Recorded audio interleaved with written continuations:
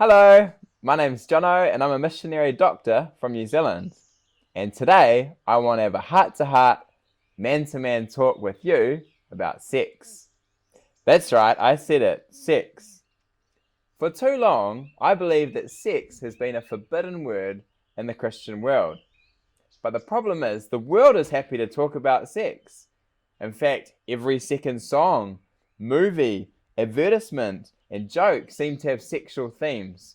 But we as Christians don't want to talk about sex. The fact is, the Bible talks about sex, and we need to learn to talk openly and honestly about sex as well. The first thing that I want to say is that sex is a really good thing. God created sex. He designed it as an enjoyable and pleasurable thing for a husband and a wife to enjoy together. God made sex for many reasons. He made it to reproduce so that we can leave offspring to continue our legacy in the world. He made it for building intimacy between a husband and a wife. And of course, He made it for pleasure as well.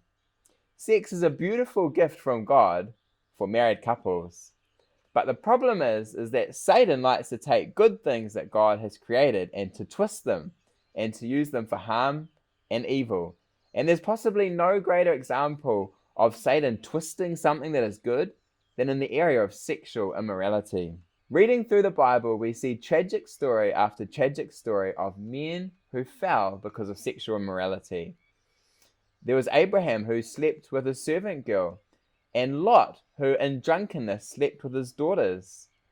There was a man who raped his sister, Judah, who had sex with his daughter-in-law, thinking that she was a prostitute.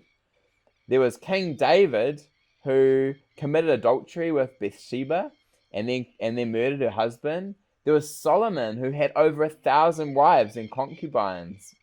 There was Samson, who was seduced by Delilah and missed his whole calling and purpose in life as a result.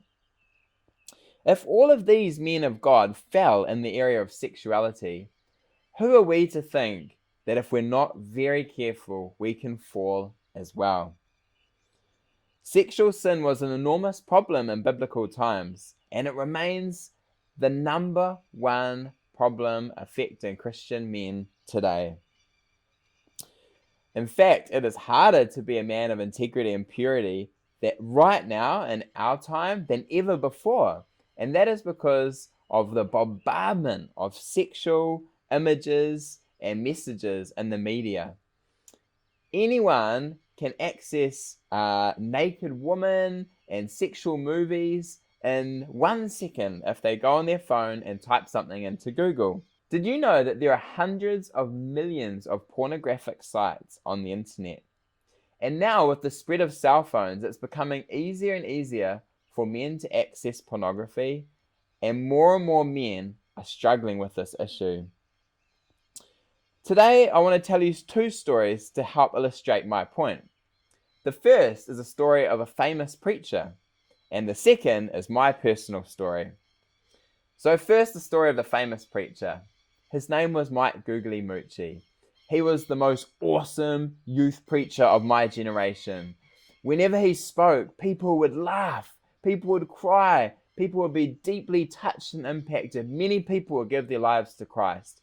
And I really looked up to him as a man of God.